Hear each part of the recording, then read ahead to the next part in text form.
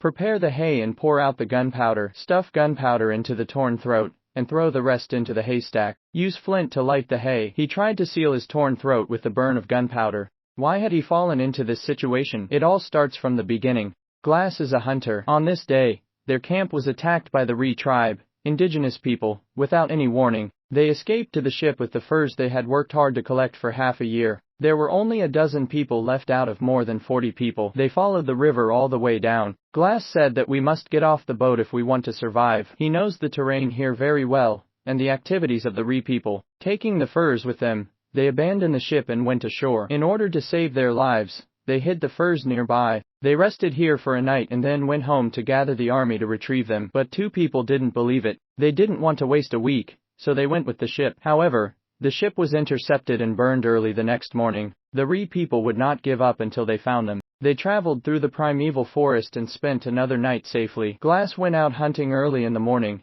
but he was attacked by a bear.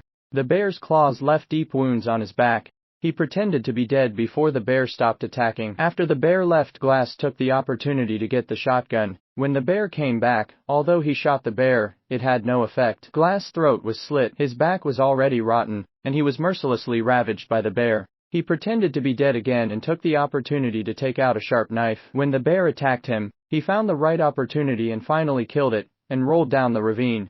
The companions followed the sound of gunfire to find Glass, sutured his wounds, and set up camp here. The leader of the Ree tribe used the plundered furs to trade with another group of people. Everything he did was for his daughter. They carried Glass all the way, and this already difficult journey became more difficult. Finally, at the foot of a mountain, the captain decided to leave him behind, and arranged for 3 people to take care of him while the others continued on their way. But Fitzgerald wanted to end his life as soon as possible. Glass' son came to stop him. He shouted for help and asked Jim to help, but he was far away by the river. In order to shut him up, Fitzgerald killed him directly. Glass could only watch helplessly as he dragged his son's body away. He couldn't shout or scream. He could only lie on the stretcher and let despair surround him. Jim finally came back in the evening, but Fitzgerald pretended nothing happened. Early the next morning, Fitzgerald woke him up, and said that the Ree people were not far away. He pulled Glass off the stretcher and threw him into the pit dug in advance. Fitzgerald tried to bury him alive, but halfway through, he ran away in a hurry. Jim thought it shouldn't be done,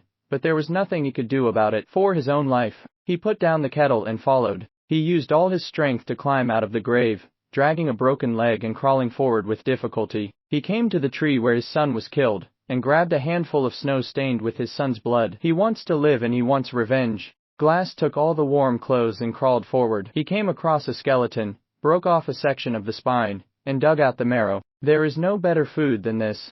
Glass had to quickly find a way to seal the torn throat. He shoved gunpowder down his throat, and lit the hay. Glass fainted. He also sealed his throat. After a period of recovery, he began to try to stand up. Glass wished he had a shotgun so he could have a good meal. Suddenly, he heard the neighing of a horse, and quickly hid in the crack. The Ree people have already caught up with him, and if this continues, he will definitely be discovered. He took a kettle and jumped into the river. He was surrounded by Ree people, but he was still discovered. Glass fled along the river, with bows, arrows, and flintlock bullets passing by him one after another. The strong current carried him farther, and he grabbed a piece of wood and drifted downward. The cold river water forced him to land. He built a bonfire to dry his clothes, and made a fishing trap. He caught the fish and ate them raw. He is too hungry.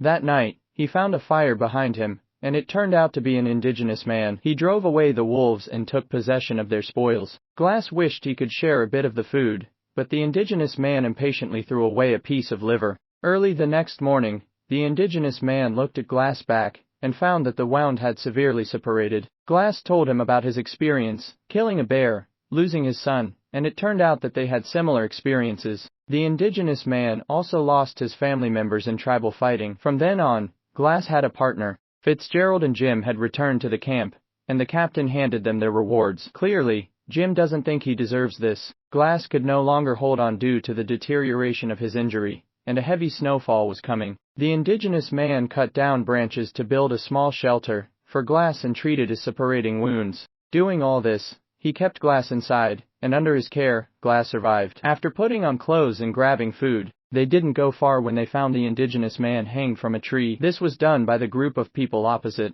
Glass reached for a gun, held it to the man's head, rescued the assaulted indigenous woman, and tied all the ropes and released all the horses, shot one person to death, and escaped in the chaos. Glass Kettle fell here, and the indigenous woman was able to escape. Before he could rest for long, the Ree people caught up with him. He mounted his horse in a panic and fled frantically, while they chased him. The Ree tribesmen shot the horse in the butt with an arrow, and there was a cliff in front of it. Glass and the horse both fell off the cliff.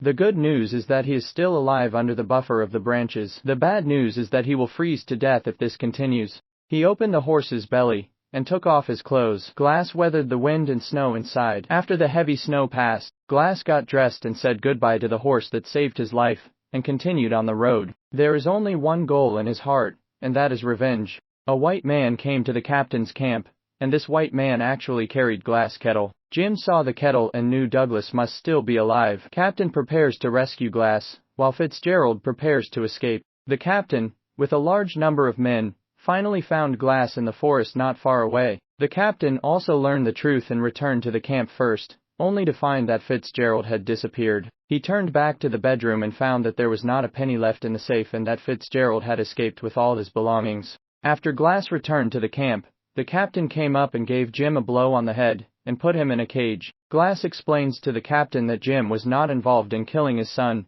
and asks to go with the captain to hunt down Fitzgerald. The hunting game has just begun. The next day, they set out early in the morning and found traces of Fitzgerald, going up the mountain. They kept chasing Fitzgerald's footsteps, getting closer and closer to Fitzgerald. The next day, Glass smelled smoke, and the two separated to search. Glass found traces of the camp, and the captain met Fitzgerald. He reached for the flintlock at his waist. Glass heard the gunfire and rushed here along the captain's path, only to find that the captain was dead. Glass cut off a branch and wondered what he was going to do. Glass continued on his way. Fitzgerald shot Glass not far away. He carefully went down to check, only to find a branch on him. It turned out that it was not Glass. He switched places with the captain and caught Fitzgerald off guard. Fitzgerald fled all the way into the forests, and the two swapped places and started the chase again. Fitzgerald accidentally slipped down the mountain, and Glass followed closely behind him. Fitzgerald began to reason with Glass. The two began to fight hand to hand. Glass strangled Fitzgerald's neck, and Fitzgerald turned his hand and stabbed Glass in the thigh. It's too bloody here, so I won't go into details. Glass prevailed. He looked up and saw that it was a member of the Ree tribe. He threw Fitz into the river and let the Ree tribe deal with him. Glass completed his revenge and waited for the Ree people to finish him off. They crossed the river on horseback but did not hurt Glass. It turned out that the indigenous woman he saved last time was the chief's daughter. Glass' persistence along the way is for revenge. He looked up and looked in front of him, where his deceased wife turned around and left the world of Glass. He looked up and looked in front of him, where his deceased wife turned around and left the world of Glass. No commentary can replace the original film. I am HKY Movies, and I look forward to meeting you next time.